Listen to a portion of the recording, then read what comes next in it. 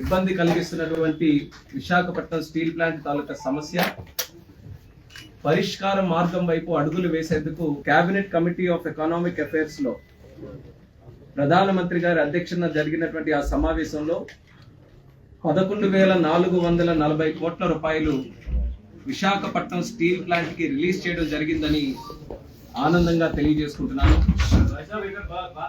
విశాఖ ఉక్కు ఆంధ్రుల హక్కు అనే నినాదాన్ని కేంద్ర ప్రభుత్వం అలాగే ముఖ్యంగా ప్రధానమంత్రి నరేంద్ర మోదీ గారు కాపాడినందుకు, గౌరవించినందుకు ఆంధ్రప్రదేశ్ రాష్ట్ర ప్రజల తరపున 5 కోట్ల మంది జనాభా తరపున హృదయపూర్వకమైనటువంటి ధన్యవాదాలు ప్రధానమంత్రి గారికి సందర్భంగా తెలియజేస్తున్నాను.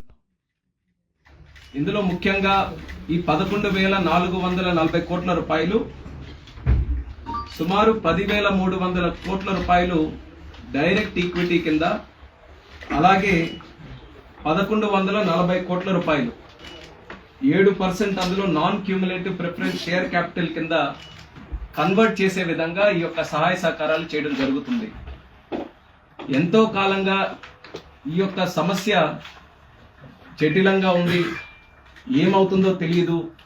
ఒక అయోమయ పరిస్థితిలో ఉన్నటువంటి విశాఖపట్నం స్టీల్ ప్లాంట్ కి రాష్ట్ర ప్రభుత్వం, కేంద్ర ప్రభుత్వం ఇద్దరు కూడా ఒక హామీ ఇచ్చాం, ప్లాంట్ ని ఖచ్చితంగా నిలబెడతాం అని ఏదైతే మాట ఇచ్చామో ఆ మాటని ఈ రోజు నిలబెట్టుకున్నామని కూడా ఆంధ్ర రాష్ట్ర ప్రజలకి సందర్భంగా తెలియజేసుకుంటున్నాం. అయితే ఒక పక్కన దీనికి ప్రధాన కారణం ప్రధానమంత్రి నరేంద్ర మోదీ గారు అయితే, మరొక పక్కన ఇది ఇంతవరకు కూడా తీసుకొని రావడానికి గత 7 నెలలుగా ఆంధ్రప్రదేశ్ రాష్ట్ర ముఖ్యమంత్రి వర్యులు నారా చంద్రబాబు నాయుడు గారు కూడా ఎప్పటికప్పుడు ప్రధానమంత్రి గారిని కలిసినప్పుడు ఇదే ఒక ప్రధానమైన ఎజెండాగా దీన్ని ప్రస్తావిస్తూ దీనికి సంబంధించి న్యాయం చేయాలని ఎన్నో సందర్భాల్లో కోరడం కూడా జరిగింది. ఆ యొక్క రిక్వెస్ట్ ని అంగీకరిస్తూ కేంద్ర ప్రభుత్వం యొక్క నిర్ణయం కూడా తీసుకుంది. అందులో ముఖ్యమైన వ్యక్తి, మనం ఈ రోజు తెలుగు ప్రజలు ధన్యవాదాలు తెలియజేయాల్సినటువంటి వ్యక్తి మన స్టీల్ మినిస్టర్ గారు అన్న కుమారస్వామి గారు. ఆయనకి కూడా రాష్ట్ర ప్రజల తరపున ప్రత్యేకమైనటువంటి ధన్యవాదాలు తెలియజేసుకుంటున్నాం. ఆయన మొదటి నెలలోనే విశాఖపట్నం స్టీల్ ప్లాంట్ తాలూకా సమస్య ఒక కేబినెట్ మినిస్టర్ గా నేను కూడా ఈ రోజు ఉన్నాను కాబట్టి ఆయన కూడా తెలియజేశాం. అప్పటికే ఒక చర్చ అనేది కేంద్ర ప్రభుత్వంలో జరుగుతున్న సందర్భంలో కుమారస్వామి గారు కూడా దీని మీద లీడ్ తీసుకొని ప్లాంట్ ని సందర్శించడానికి వెళ్ళి ఒక రాత్రి పూట కూడా అక్కడ గడిపి కేవలం పై స్థాయిలో ఉన్నటువంటి అధికారులే కాకుండా కార్మికులు చేస్తుంది, అదే మా లక్ష్యం అని చెప్పి ఆయన కూడా మాటిచ్చారు.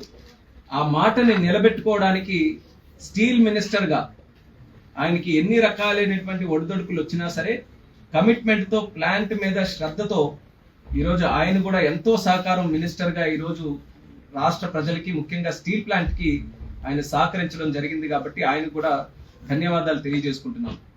ఈ యొక్క ప్యాకేజ్ ఏదైతే ఉందో 11,440 కోట్ల రూపాయలు, ఈ ప్యాకేజ్ అంతా కూడా ప్లాంట్ తాలూకా రా మెటీరియల్ ఇబ్బందులు ఏవైతే కొన్ని ఎదుర్కొని ఉన్నాయో, అలాగే 3 బ్లాస్ట్ ఫర్నేస్లు ఉన్నాయి. ఈ 3 బ్లాస్ట్ ఫర్నేస్లు కూడా మళ్ళీ రివైవ్ చేసి పూర్తి ప్రొడక్షన్ లో ప్లాంట్ ని ఆపరేట్ చేయడానికి ఒక లక్ష్యంగా పెట్టుకొని ఈ క్యాపిటల్ ఇన్ఫ్యూజన్ ని మనం తీసుకొని రావడం జరుగుతుంది. మీరు గమనిస్తే మొన్న జరిగినటువంటి ఎన్నికల్లో ఆంధ్రప్రదేశ్ ప్రజలందరూ కూడా ఒక నిర్ణయం తీసుకొని రాష్ట్రంలో, కేంద్రంలో ఎన్డీఏ ప్రభుత్వాన్ని గెలిపించినటువంటి కార్యక్రమాలే ఒక పెద్ద ఉదాహరణ. అందులో మణి కిరీటం లాంటిది ఈ యొక్క స్టీల్ ప్లాంట్ తాలూకా ఆర్థిక సహాయం అనేది కూడా తెలియజేస్తున్నాను. మరి దీనికి సంబంధించి గత 7 నెలలుగా ఇది ఒక రకంగా అతిపెద్ద సహాయ సహకారం ఈరోజు స్టీల్ ప్లాంట్ కి సంబంధించి అయినప్పటికీ కూడా గత 7 నెలలుగా అనేక కార్యక్రమాలు దీనికి సంబంధించి చేశాం. వచ్చిన వెంటనే, కొత్త ప్రభుత్వం ఏర్పడిన వెంటనే క్రిటికల్ స్టేజ్ లో స్టీల్ ప్లాంట్ ఉంటే అప్పుడు కూడా మినిస్టర్ గారి తాలూకా సహకారంతో సుమారు 1,640 కోట్ల రూపాయలు గత 2 సంవత్సరాలుగా క్రిందటిసారి ఉన్నటువంటి రాష్ట్ర ప్రభుత్వం ఆంధ్రప్రదేశ్ రాష్ట్రంలో స్టీల్ ప్లాంట్ మీద ఉన్నటువంటి అశ్రద్ధతో, అసలు పట్టించుకోకపోవడం వల్ల అప్పుడు ఉన్నటువంటి మైనింగ్ లైసెన్సులు కూడా రెన్యూ చేయకపోతే మళ్ళీ కొత్త ప్రభుత్వం, ఎన్డీఏ ప్రభుత్వం వచ్చిన తర్వాత ఆ లైసెన్స్లన్నీ కూడా మళ్ళీ పునరుద్ధరించి రా మెటీరియల్ అవైలబిలిటీ, అది శాండ్ కానీ మ్యాంగనీస్. విశాఖపట్నం స్టీల్ ప్లాంట్ ఎన్నో సంవత్సరాలుగా ఏ ఉద్దేశంతోనైతే అది ఏర్పడిందో దాన్ని ఫుల్ ఫ్లెడ్జెడ్ గా రన్ చేయాలి. 3 బ్లాస్ట్ ఫర్నెస్లు కూడా రన్ చేయాలి. 7.3 మిలియన్ టన్స్ ప్రతి ఏడాది ఆ కెపాసిటీ వరకు కూడా దాన్ని పుష్ చేయాలనే ఆలోచనతో ఈరోజు ఈ క్యాపిటల్ ఇన్ఫ్యూషన్ కూడా చేస్తున్నాం. ఖచ్చితంగా ఇది ఒక చరిత్రాత్మకమైనటువంటి నిర్ణయంగా విశాఖ స్టీల్ ప్లాంట్ చరిత్రలో నిలిచిపోతుందని కూడా ఈ సందర్భంగా తెలియజేస్తున్నాను. చరిత్ర ఒక్కసారి గుర్తు చేస్తే గతంలో కూడా steel plant, Vizag steel plant కి సంబంధించి కొన్ని సమస్యలు వచ్చాయి.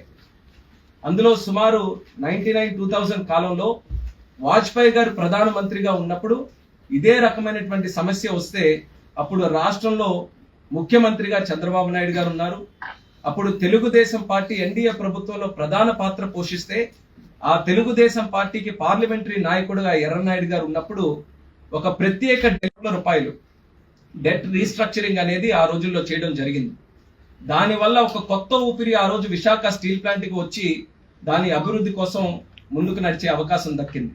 మళ్ళీ అదే స్థాయిలో ఈ రోజు కూడా సమస్యలు ఉంటే మళ్ళీ ప్రధానమంత్రిగా ఎన్డీఏ ప్రభుత్వం ఉంది. ప్రధానమంత్రిగా ఈరోజు దేశం ప్రపంచమే గౌరవించి ఒక ఆదర్శంగా తీసుకునేటటువంటి నాయకుడు నరేంద్ర మోదీ గారు ప్రధానమంత్రిగా ఉన్నారు.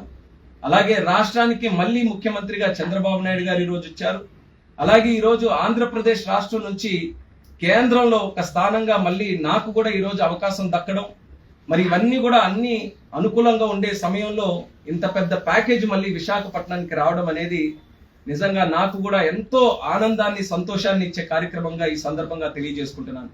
గత 10 సంవత్సరాలుగా ప్లాంట్కి ఎప్పుడు ఏ సమస్యలైనా, రా మెటీరియల్ తాలూకా సమస్యలైనా ప్రతి ఒక్క విషయాన్ని అనేక సందర్భాల్లో దాని గురించి ప్రస్తావించి ప్లాంట్ని ఎట్టి పరిస్థితుల్లో ఆదుకోవాలి, కేంద్రానికి మన ఆంధ్రప్రదేశ్ రాష్ట్రంలో ఉన్నటువంటి ఈ ప్లాంట్కి ఉన్నటువంటి ఆ ప్రాముఖ్యతని తెలియజేయాలని ఎన్నో సందర్భాల్లో మాట్లాడాం. వాటన్నిటిని కూడా గుర్తు చేసుకుంటే ఈ రోజు అచీవ్ చేసినటువంటి కాబట్టి ఎన్ని రకాలుగా ఆయనకి ధన్యవాదాలు చెప్పినా తక్కువే అనేది ఈ సందర్భంగా తెలియజేస్తున్నాను. అయితే ఇందులో ముఖ్యంగా గమనించాల్సినటువంటిది, మొన్ననే విశాఖపట్నం కూడా ప్రత్యేకంగా ప్రధానమంత్రి అయిన తర్వాత అధికార కార్యక్రమం మొట్టమొదటిది మన ఉత్తరాంధ్ర ప్రాంతం విశాఖపట్నంలోనే ప్రధానమంత్రి గారు కూడా వచ్చారు. అప్పుడు 2 లక్షల కోట్లకు పైగా ఉన్నటువంటి పెట్టుబడులు మన చేయడం జరిగింది ప్రధానమంత్రి గారు.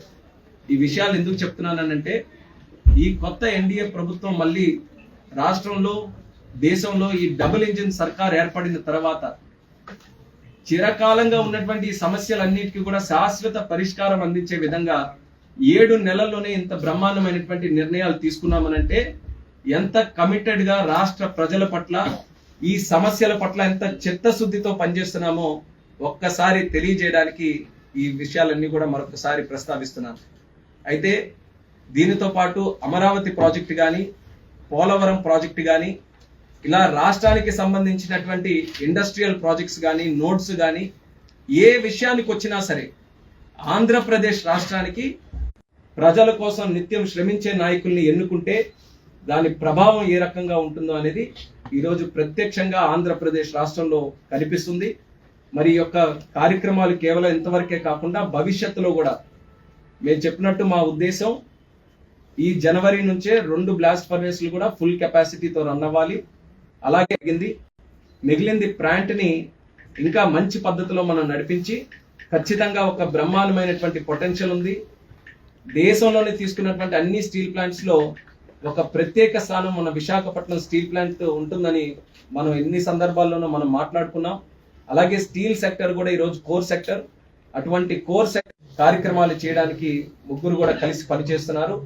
వాళ్ళ టీంలో మేమందరం కూడా చేస్తున్నాం. అలాగే మన అన్న కుమారస్వామి గారు కూడా ప్రత్యేకమైనటువంటి దృష్టి, ఫోకస్ ఈ యొక్క వైజాగ్ స్టీల్ ప్లాంట్ మీద పెట్టి ఈ కార్యక్రమం ఎంతవరకు తీసుకొని రావడానికి తను వ్యక్తిగతంగా కూడా చాలా కృషి చేశారు.